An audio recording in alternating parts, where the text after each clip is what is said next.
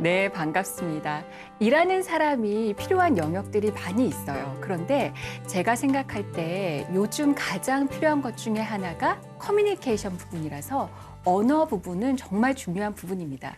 특히 지금처럼 재택근무가 많이 이루어지는 경우에는 조직들마다 그전에는 어설프게 커뮤니케이션 해도 적당히 넘어갔던 것들이 이제는 그렇게 되지 않으면서 고민을 하시는 분들이 너무 많아요. 그래서 일의 언어에 대한 수업들을 시작해 보려고 합니다. 그러면 먼저 위와 커뮤니케이션 하는 보고의 언어부터 시작을 해볼게요. 자, 이제 왜 저희가 보고의 언어로 이제 배워야 하나, 그 다음에 일의 언어를 왜 배워야 하나부터 이제 말씀을 들어갈게요. 먼저 왜 일의 언어를 배워야 하나라고 말씀을 드리면 사람도 바뀌고 그리고 세상도 바뀌어서 그렇습니다. 첫 번째는 사람이 바뀌었어요. 먼저 밀레니얼 세대의 부상이 있는데요. 물론 이제 밀레니얼 세대인 분들은 나를 이렇게 하나의 카테고리에 넣지 마라라고 되게 싫어하세요, 이 용어를. 근데 그럼에도 불구하고 경향성이라는 건 있죠. 그래서 밀레니얼 세대의 부상에 따라서 같이 일하고 있는 사람들이 바뀌기 시작했어요. 어떤 거냐면 예전처럼 기존처럼 모호하고 그냥 잘 해봐, 깔끔하게 해와봐, 느낌 있게 해와봐 이렇게 얘기를 하면은 예전에는 못 알아들어도 뒤에 가서 그게 무슨 말씀이시래? 뭐 이렇게 했지만은 이제는 그게 무슨 말씀이세요? 이렇게 말하는 직원들이 늘어났단 말이에요. 그래서 기존에 애매하고 그다음 무슨 말인지 알지? 이렇게 커뮤니케이션 하는 게 점점점 더 불가능해지고 어려워졌어요. 일하는 방식도 바뀌었죠. 이제 코로나 시대라고 말하잖아요. 그래서 코로나 위드 시대이기도 하고 포스트 코로나 시대에도 마찬가지로 예전처럼 이제 그 맥락처럼 옆에 사람들이 회의하는 거 아니면은 같이 사무실에 있으면서 분위기를 보고 이런 식으로 할 수 있는 맥락 정보가 정말 적어졌어요. 그러면서 예전에는 그냥 말은 애매하게 했어도 눈치나 뉘앙스 아니면 사무실에 돌아가는 분위기로 인해서 커뮤니케이션이 어느 정도 됐다고 하면은 이제는 정말 단순하고 정확하게 해오지 않으면 그러면 엉뚱하게 결과물들이 나오는 거예요. 그래서 지금처럼 이렇게 일하는 방식이 바뀐 이 시대에서는 단순하고 정확하게 커뮤니케이션 하는 게 더 중요해졌습니다. 자, 그러면 일의 언어는 뭐고 일상의 언어는 뭘까요? 뭐 일상의 언어하고 일의 언어하고 다른 거예요? 뭔가 이렇게 뭐 단아가로 끝나면 일의 언어인가? 이렇게 생각하시는 분들도 있는데 그게 아니에요. 일상의 언어하고 일의 언어는 좀 다릅니다. 이게 많은 부분에서 다른데 특별히 하나의 예시를 좀 말씀드려 볼게요. 만약에 이제 어떤 분이 이제 사과를 먹고 싶어요. 사과를 먹고 싶어서 딸한테 나 사과 좀 먹고 싶어 라고 말했지만 마음속으로는 사실 풋사과를 먹고 싶었어요. 그런데 딸이 이제 백화점 식품관에 가서 좋은 그러니까 빨간 사과를 사오는 거죠. 그러면서 이제 엄마 생각해서 사왔어 갖고 와요. 자, 그러면 엄마는 이제 나는 사실 마음속에는 풋사과를 더 먹고 싶었지만 이게 부사를 또 백화점 식품관까지 가서 사온 딸의 마음이 고맙잖아요. 그래서 고마워 이렇게 얘기하고 이제 끝나요. 근데 일의 언어는 이렇게 하면 안 되는 거예요. 일상의 언어는 관계 중심의 언어인 게 많기 때문에 이렇게 해도 아무 갈등이 없이 끝나지만 일의 언어에서 만약에 부사 축제를 하고 있어요. 이제 지자체에서 부사 축제를 하고 있는데 이 직원이 요즘 젊은 사람들이 풋사과를 좋아하더라고요 하면서 풋사과를 한 2톤을 주문해 오면 어떻게 되겠어요? 행사가 완전히 망치는 거죠. 그래서 정확하게 커뮤니케이션 되지 않았을 경우에는 한 일상의 언어에서는 틀린 게 아니지만 일의 언어에서는 틀린 게 돼요. 또 일상의 언어와 일의 언어의 또 차이는 선택이나 또 어떻게 보면 설득이 반드시 필요하다는 것도 있어요. 그래서 일의 언어와 일상의 언어는 본질적으로 다른 성격들이 많이 있습니다. 그러면 일의 언어는 이게 뭔가 위트, 센스, 재치처럼 타고나야 되는 건가? 라고 생각을 하면은 그렇지 않아요. 이거는 외국어처럼 배우면 잘할 수 있고 또 누구나 배울 수 있는 부분입니다. 좀 더 빨리 배우시는 분이 있고 그다음에 조금 늦게 배우시는 분이 있지만 배우면 누구나 할 수 있는 분야이기 때문에 누구나 일의 언어를 배우시고 또 배우면 또 배울수록 좋아지는 면이라 생각하셔서 다들 실력이 느셨으면 좋겠습니다. 자, 그럼 먼저 상대방 이해하기부터 시작할게요. 저희가 위 또는 상사 또는 클라이언트와 커뮤니케이션 할 때 어떻게 상대방이 왜 저러지? 부터 이제 이해를 해야 될 거 아니에요. 자, 그러면 이 그림부터 좀 보고 시작할게요. 자, 이 그림 보고 어떤 느낌이 드시나요? 마음이 편안하시나요? 저는 이게 너무 이거 보고 있으면 저는 사실 경박증이 없어요. 없음에도 불구하고 이걸 보고 있으면 마음이 너무 불편해요. 특히 이 파이가 너무 제 마음을 불편하게 만들어요. 아니, 여기 분명히 줄이 있는데 왜 저렇게 자르는 거예요? 이걸 보면 멀쩡한 사람도 평소에 특별히 강박증이 없고 성격이 괜찮은 사람도 이걸 보면은 마음이 불편해진단 말이에요. 이거와 마찬가지로 대부분의 상사나 클라이언트가 보기만 해도 마음이 답답해지는 부분이 분명히 있습니다. 자, 이게 꼭 기억하셔야 되는 하나의 용어가 있는데 이 얘기를 강연 때마다 하면은 다들 되게 많이 웃으세요. 자, 어떤 얘기냐면 대부분의 상사나 고객은 주의력 결핍 증후군 환자분들이세요. 이게 후천성입니다. 네, 선천적으로 그러신 분들도 물론 있으시겠지만 대부분은 아무리 성격이 좋고 그다음에 성품이 온화한 사람도 상사가 되거나 클라이언트가 되면은 주의력 결핍 증후군이라는 이런 증상이 나타나요. 자, 그러면 어떻게 되냐? 우리가 보고하잖아요. 보고하고 있으면은 두 가지 중에 하나가 모습으로 나타납니다. 뭐냐면 결론이 뭐야? 이렇게 얘기를 하시거나 아니면은 조용히 딴 생각을 하고 있어요. 근데 조용히 딴 생각을 하고 있으면 뭐가 문제가 되냐? 나중에 딴소리를 하는 거예요.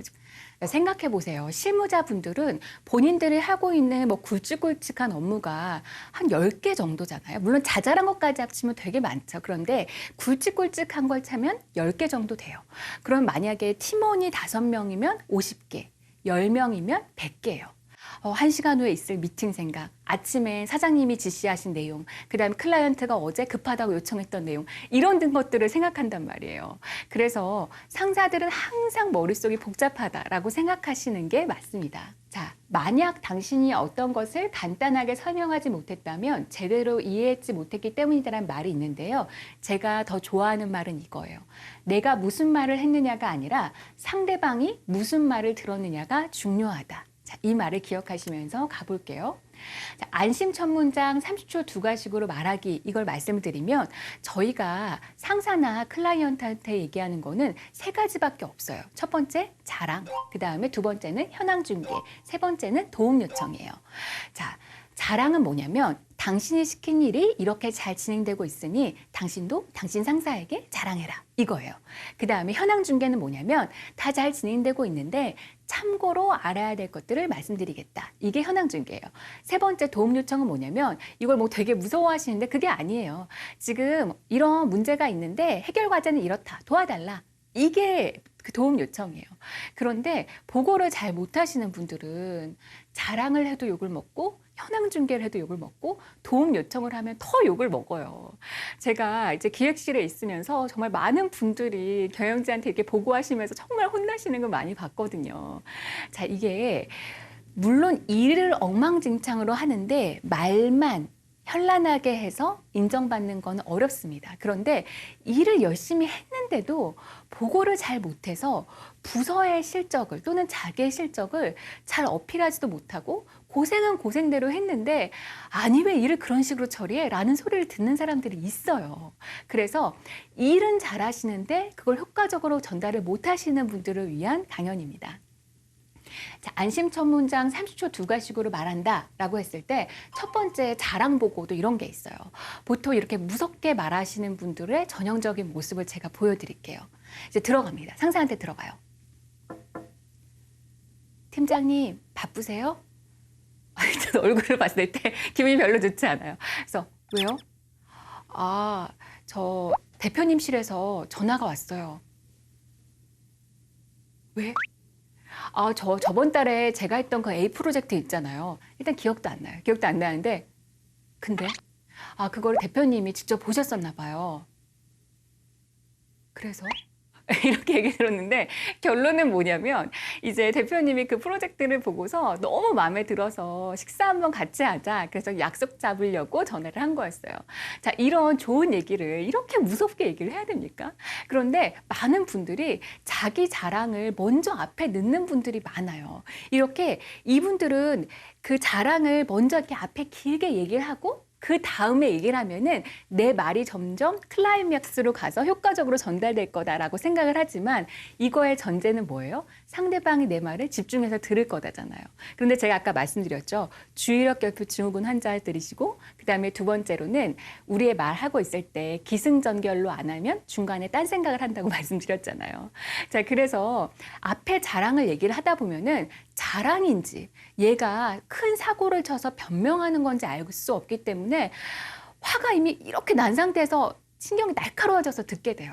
이 상황에서는 좋은 얘기를 하더라도 좋은 소리를 듣기가 어렵습니다. 자, 그러면 안심 첫 문장 30초 두 갈씩으로 어떻게 말해야 되겠어요? 좋은 소식이면 앞에 얘기를 해주세요. 좋은 소식이라고. 아까 똑같은 사례로 한번 말씀드려 볼게요.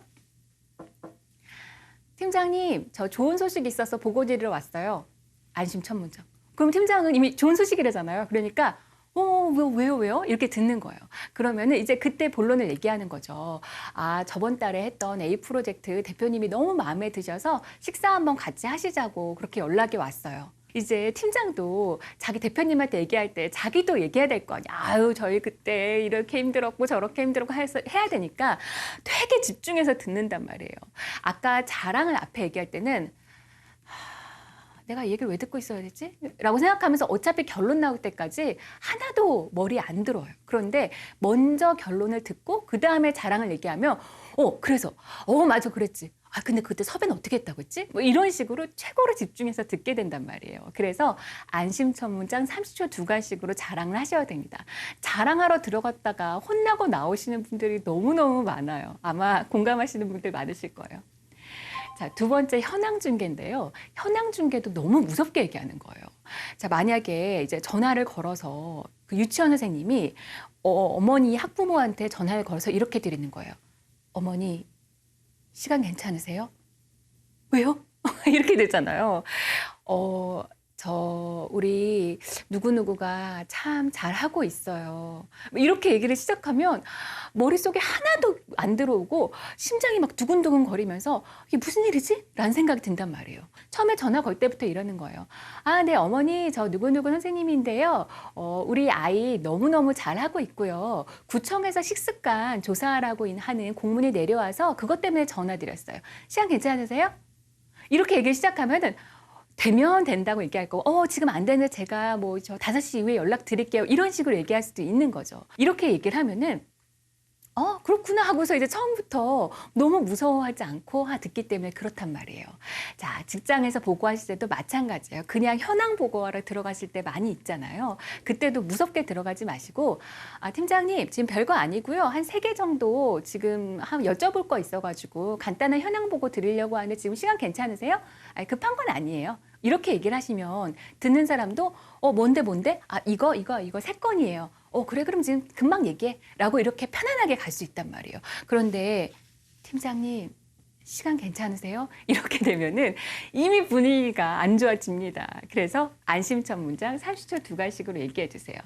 자, 도움 요청도 마찬가지예요. 컨퍼런스를 준비하고 있는 사람이 이제 좀 문제가 생겼어요. 문제가 뭐냐? 별 문제가 아니고 A 연사라고 하는 연사를 섭외하려고 하는데 이 연사비가 500만 원인 거예요. 근데 이 연사 그 책정을 처음에 어느 분이 섭외될지 몰라서 처음에 예산을 할 때 300만 원으로 책정을 한 거예요. 그래서 이제 200만 원 이제 증액하면 되는 거죠. 근데 규정에 어긋나는 것도 아닌데 재무팀 최 과장님이 막 안 해주려고 하는 거예요. 자, 이것 때문에 이제 상사한테 보고한다고 해보세요. 그러면 상무님한테 보고한다고 해볼게요. 상무님, 컨퍼런스 관련해서 문제가 좀 생겼습니다. 망했구나.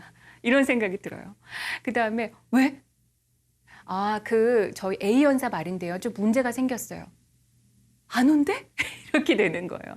자, 이렇게 무섭게 보고하지 마시고 안심 첫 문장 30초 두 갈씩으로 특히 문제를 보고할 때는 상대방이 해야 되는 것까지 다 말씀해 주시면 좋아요.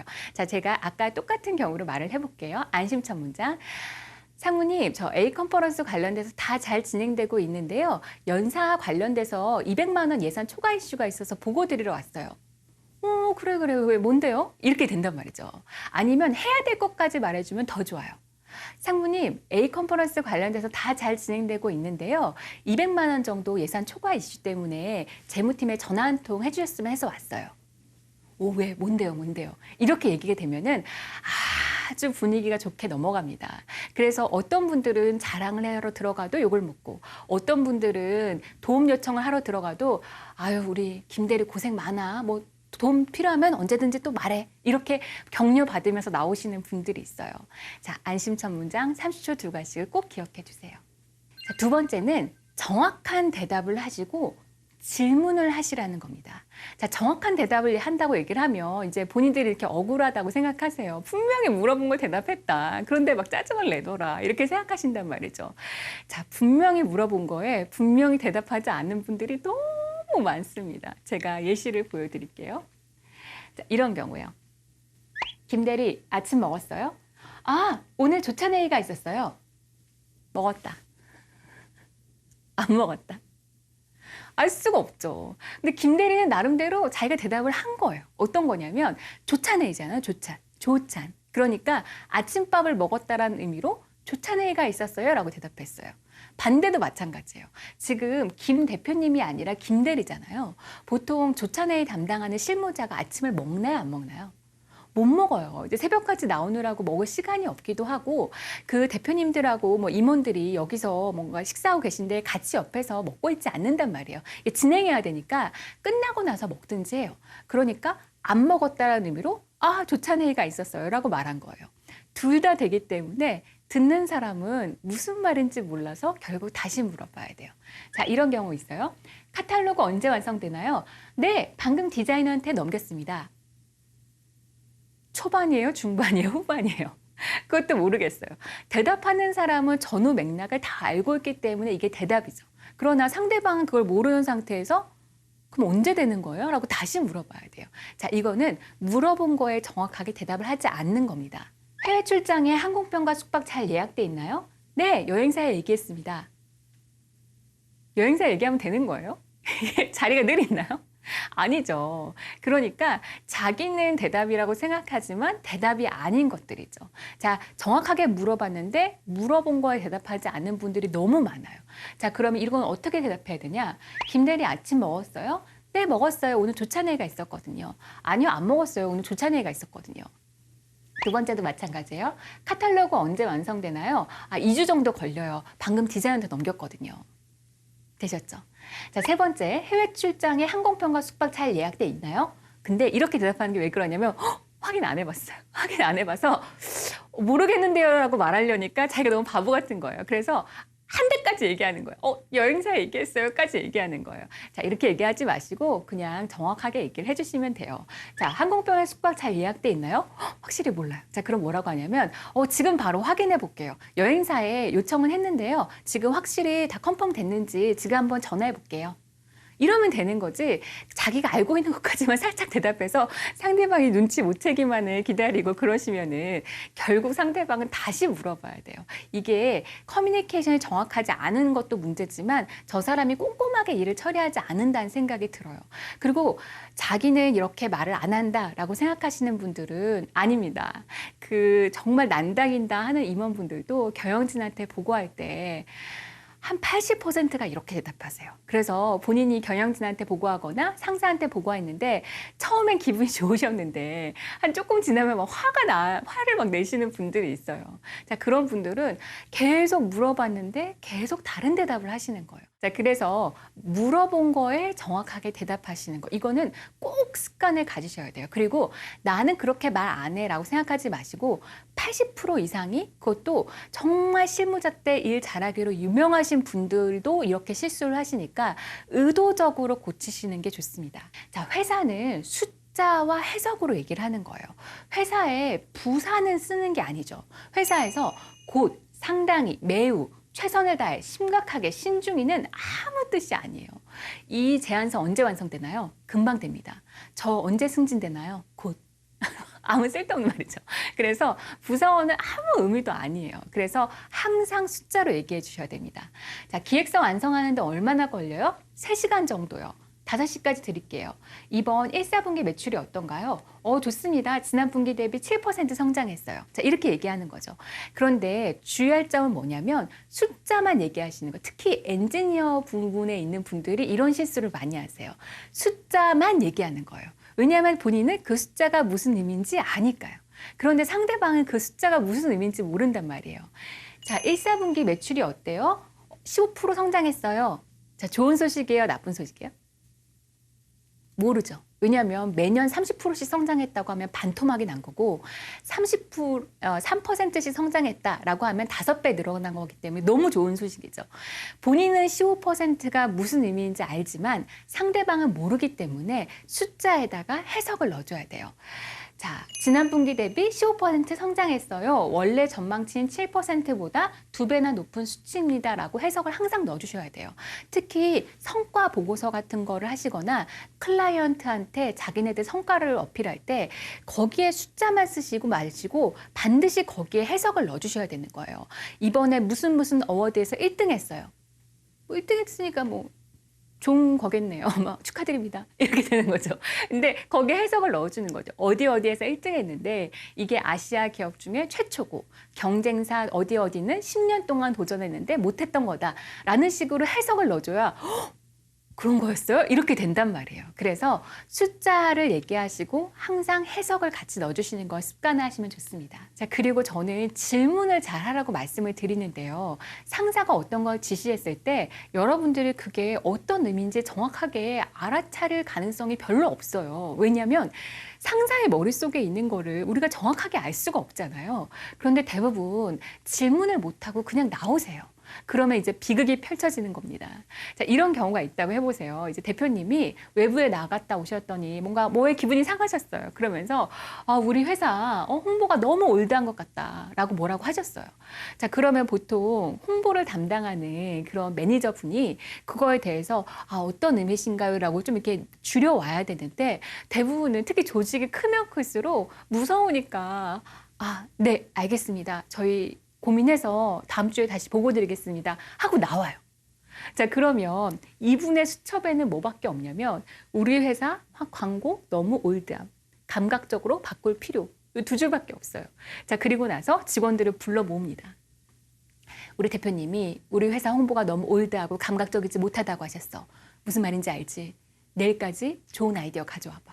그러면 직원들이 난리가 나는 거예요. 도대체 이게 갑자기 어디서 나온 날벼락이냐 하고 다시 그 중간 관리자한테 물어봐요. 무슨 의미신지, 갑자기 왜 그 얘기가 왜 나오신 건지.